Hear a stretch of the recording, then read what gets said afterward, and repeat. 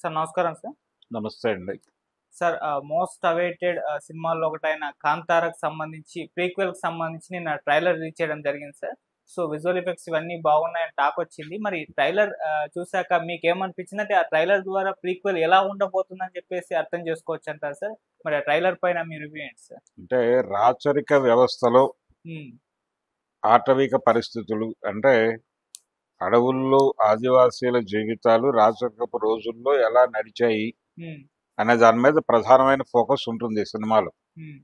అణచివేత ఏ స్థాయిలో ఉండేది, ఎలా ఉండేది. అలాగే దీనిలో ఒక చిన్న లవ్ ట్రాక్ కూడా నడిపాడు ఆయన. అవును. ఆ లవ్ ట్రాక్ ఏంటంటే మనం పాతాళ భైరవి సినిమాలో తోటరాముడు రాజకుమారిని ప్రేమించటం లాంటి లైనే. అలా ఒక లైన్ పెట్టి ఈ జీవితాల నుంచి బయటపడటం కోసం రాచరికం మీద వీళ్ళు చేసేటువంటి పోరాటం, ఈ పోరాటాన్ని అణిచివేయటానికి వాళ్ళు చేసేటువంటి ప్రయత్నం, ఈ ఘర్షణల మీద నడుస్తుంది సినిమా.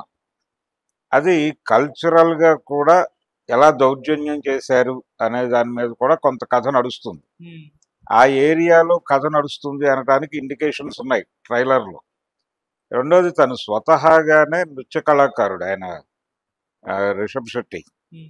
అవటం వలన ఆ ఫోక్ ఎలిమెంట్ని బాగా పట్టుకోగలడు ఆయన. కల్చరల్ ఇది బాగా తెలుసు తనకి.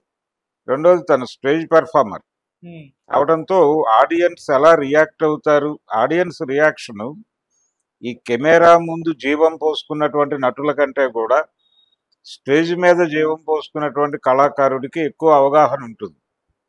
ఏ నడక, ఏ అడుగు, ఏ మాట జనాల నుంచి ఎలాంటి రియాక్షన్ని పట్టుకొస్తుంది అనే దానిలో వాళ్ళకి ఒక నైపుణ్యం వచ్చేస్తుంది స్టేజ్ మీద. ఆ నైపుణ్యం ఆయన ఆల్రెడీ కాంతారా సినిమాలో ప్రదర్శించాడు. అలాగే ఫోక్ ఎలిమెంట్ని ప్రాపర్గా సినిమాకి వాడుకోవటం లేదు అని చాలా కాలం క్రితం 50ల్లోనే ఆత్రేయ గారు ఆవేదన వ్యక్తం చేశాడు. హ్మ్. ఇతను ఆ సాధన కనిపిస్తుంది కాంతారాలో. అది ఇందులో కూడా కొనసాగుతుంది. అలాగే కాంతారా సినిమాకి సంబంధించి అది వాళ్ళ ఎక్స్పెక్టేషన్స్ లేకుండా తీసిన సినిమా. ఇది ఈ పునాది మీద తీసిన సినిమా కాబట్టి విజువల్గా కొంత గ్రాండియర్కి వెళ్ళాడు వాంటెడ్ గాని. జనాలు ఎక్స్పెక్ట్ చేస్తారు అని చెప్పి తను అనుకుని ఆ మేరకు దానికంటే కొంచెం ఎక్కువ క్వాలిటీలో నడిచింది ఈ సినిమా. అయితే ఎందుకు అతను సీక్వెల్కి వెళ్లకుండా ప్రీక్వెల్కి వెళ్ళాడు అంటే చాలా స్పష్టమైనటువంటి వ్యవహారం ఏంటంటే నిజానికి కాంతారాలో ఉన్న లోపం కూడా అది. అతను అనుకున్న లైన్లోనే ఒక లోపం ఉంది. ఆ లోపం ఏంటంటే ప్రధానంగా తను డీల్ చేసిన వ్యవహారం ఒక జమీందారు వారసుడు ఇదంతా మా రాజ్యమే, మేము అనవసరంగా ఈ ప్రజాస్వామిక వ్యవస్థ వచ్చిన తర్వాత కోల్పోయాం ఇవన్నీ, జమీందారీల రద్దు, ఈ సంస్థానాల రద్దు, ఈ కార్యక్రమాల్లో భాగంగా మేము భరణాలు తీసుకుని ఎక్కడో మారుమూల గదుల్లో బతకాల్సినటువంటి పరిస్థితి వచ్చింది, మా ఏలుబడికి కాలం చెల్లింది అని విపరీతంగా బాధపడుతూ తిరిగి తన కంట్రోల్లోకి తెచ్చుకోవడానికి పన్నే కుట్రల నేపథ్యంలో హ్మ్. నడుస్తుంది ఆ సినిమా. దానికి కంక్లూజన్ ఏమిస్తాడు ఆ సినిమాలో ఆయన, ఫారెస్ట్ ఆఫీసర్లు అంటే ప్రభుత్వం రక్షిస్తోంది మన్ని, ప్రభుత్వ రక్షణలో మన జీవితాలు బాగుంటాయని చెప్తాడు. హ్మ్. ఇప్పుడు సీక్వెల్కి వెడితే ఆయన ప్రభుత్వాలు కార్పొరేట్లకి అడవుల్ని కట్టబెడుతున్నటువంటి సందర్భాన్ని తీయాల్సి వస్తుంది. నిజానికి ఆ సినిమాలో ఉన్న లోపం ఏంటంటే ఆ జమీందారు కావచ్చు, లేకపోతే ఆ సంస్థానాధీశుడు కావచ్చు, ఇది నా రాజ్యం కోల్పోయాను అని బాధపడుతూ అలా కూర్చోడు.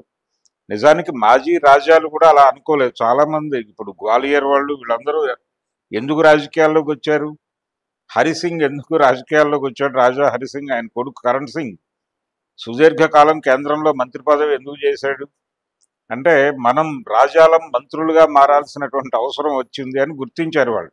హ్మ్. అలా వాళ్ళ ప్రయాణం అలా నడిచింది. ఈవెన్ ఇక్కడ నూజివీడ్ రాజా వీళ్ళందరూ కూడా రాజకీయాల్లోకి వచ్చేసారు కదా, అశోక్ గజపతి రాజు, ఈ బ్యాచ్ అంతా వీళ్ళందరూ ఎందుకు రాజకీయాల్లోకి వచ్చారంటే రాజ్యం రాజ్యం పోయిన తర్వాత రాజకీయంలోకి రావాలి అనేది వాళ్ళకి అర్థమైపోయింది. అర్థమైపోయింది. ఆ ప్రయాణం చేశారు, సాధించారు. అదే ఇప్పుడు కార్పొరేట్లుగా మారుతారు వాళ్ళు. వాళ్ళే కార్పొరేట్లుగా మారి వాళ్ళే కార్పొరేట్లతో కుమ్మక్కయి ఇక్కడ ఉన్నటువంటి అటవీ సంపదని తిరిగి తమ చేతుల్లోకి వెండి పళ్ళెంలో పెట్టి ప్రభుత్వమే ఇస్తోంది వాళ్ళకి. అది తీసుకుని వికటాట్టహాసం చేయటం అనేది జరుగుతోంది ఇప్పుడు. కాబట్టి దాన్ని తీయాలి సీక్వెల్కి వెళ్తే. అది తీయటానికి పొలిటికల్గా అతనికి ఇబ్బంది ఉంది రిషబ్ శెట్టికి. అందుకని నిజానికి ఆ తీసినప్పుడే ఈ కథ ఉంది. అప్పటికే పరిస్థితి ఈ దశలోకి వచ్చేసింది. అప్పుడే చాలా మంది మాట్లాడారు, తన రాజ్యాన్ని తన వైపు తిప్పుకోవడానికి ఇంత కష్టపడాల్సిన అవసరం ఏముంది, ప్రభుత్వంతో ఒక ఫారెన్ కంపెనీతో కొలాబరేట్ అయిపోయి అలా కేంద్ర ప్రభుత్వానికి ఒక అప్లికేషన్ పెడితే నరేంద్ర మోడీ గారు, అమిత్ షా గారు వెండిపల్లెంలో పట్టుకొచ్చి వాళ్ళకి ఇచ్చేసి ఉండేవాళ్ళు కదా, ఇంత కష్టం ఎందుకు పడ్డాడు ఆ సంస్థానాధీశుడు, అమాయకంగా ఉన్నాడే అని అనుకున్నారు నాలాంటి వాళ్ళు. దాదాపుగా అదే కండిషన్. కాకపోతే ఇతను డ్రైవ్ చేసిన పద్ధతి, కథని అతను డ్రైవ్ చేసిన పద్ధతి, ఆ స్క్రీన్ ప్లే, షార్ట్ టేకింగ్, ఇవన్నీ కూడా ఇలాంటి సందేహాలు సాధారణ ప్రజలకు రాకుండా డ్రైవ్ చేసుకుంటూ వెళ్ళిపోయాడు. అది ఆ సినిమా సక్సెస్. అంటే ఒక కళాకారుడిగా అద్భుతమైన విజయం సాధించాడు ఆయన. అలాగే అదే సమయంలో ఆయన పొలిటికల్ ఐడియాలజీ, ఆయన బీజేపీతో ట్రావెల్ అవుతున్న మనిషి. అందుకని ఈ కార్పొరేటీకరణ వైపు ఆయన అడుగు వేయటానికి కొంత సంశయించి ఈ జీవితం గతంలో ఎలా ఉండేది అనేది చెప్పడం కోసం ప్రీక్వెల్కి వెళ్ళాడు. సీక్వెల్కి వెళ్లాల్సి వస్తే ఖచ్చితంగా ఆయన కార్పొరేట్ రాజ్యం గురించి మాట్లాడాలి. అందుకని ప్రీక్వెల్కి వెళ్ళిపోవటం సేఫ్ అనుకున్నాడు, వెళ్ళిపోయాడు. ఇప్పుడు కాంతారా యూనివర్స్ క్రియేట్ చేస్తానంటున్నాడు ఆయన. ఇక అంతకంటే వెనక్కి వెళ్ళడానికి ఏం లేదు. ముందుకెళ్తే ఆయనకి ఇబ్బందులు ఉన్నాయి రాజకీయంగా. మరి ముందుకి కదలక తప్పని పరిస్థితి తనే ఏర్పాటు చేసుకుంటున్నాడు. నిన్న మాట్లాడాడు అక్కడ ప్రీ రిలీజ్ ఈవెంట్లో మాట్లాడుతూ, కాంతారా యూనివర్స్ అనేటువంటి ప్రస్తావన ఒకటి నడిచింది.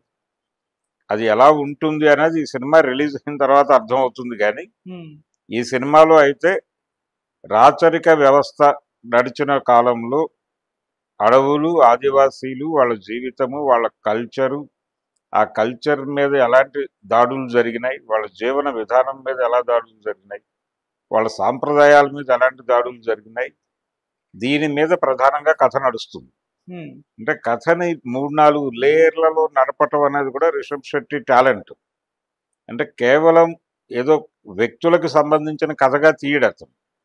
ఒక సమూహం కథగానే నడుస్తుంది. అక్కడ ఒక క్యారెక్టర్ ఎలివేట్ అయ్యి హీరో అనిపించినప్పటికీ అది ఒక సమూహం కథ చెప్తున్నాడు అనే అభిప్రాయమే జనాలకు కలుగుతుంది. కాంతారా చూసిన వాళ్ళు ఎవరు అది కేవలం హీరో కథ అనుకోరు, అది ఆ సమూహం కథ అనుకుంటారు.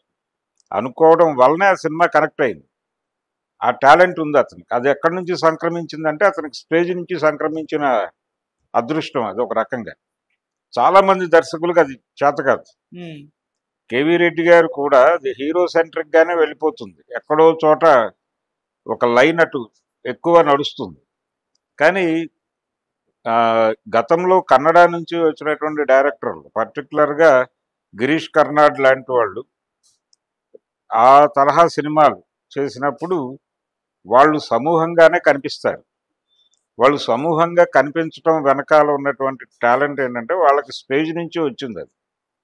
అది ఇతనిలో కనిపిస్తోంది. గిరీష్ కర్నాడ్ లాంటి వాళ్ళు దగ్గర కనిపించిన ఆ టాలెంట్ మళ్ళీ ఇతనిలో కనిపిస్తోంది. అందుకని డెఫినెట్గా ఈ సినిమా జనాలకు కనెక్ట్ అవుతుంది. దానిలో ఎటువంటి సందేహం అక్కర్లేదు. ఆ కాన్ఫిడెన్స్ అయితే ఇచ్చింది అది.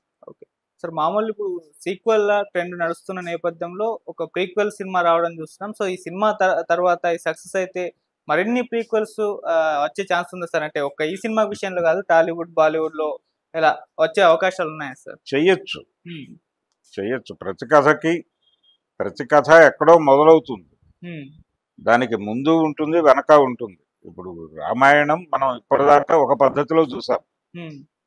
అంటే రాముడి జననంతో మొదలవుతుంది, పట్టాభిషేకంతో ముగించటం అనేది ఒక ఫ్రేమ్ వర్క్ పెట్టుకుని చేస్తున్నారు. రాముడి జన్మకి ముందు కథ ఏంటి అనేది ప్రీక్వెలే అవుతుంది కదా. ఓకే. ఆ సినిమాలో రాముడు ఉండడు. రాముడు జన్మించటానికి ముందు జరిగినటువంటి పూర్వరంగం, హ్మ్. అంటే పూర్వ రామాయణం అనొచ్చు దాన్ని. అలా పూర్వ కథలు అంటారు. ఆ ఓకే. పూర్వ కథలు చెప్పే ప్రయత్నం ఖచ్చితంగా జరగాలి. హ్మ్. ఎందుకంటే ఆ పూర్వ కథలు అర్థమైతే తప్ప ఈ ప్రస్తుతం అర్థం కాదు. అవును. జనరల్‌గా పాతకాలంలో ఒక మాట ఉండేది. నిన్న తెలియకుండా, నిన్న తెలియకుండా ఈరోజు అర్థం కాదు.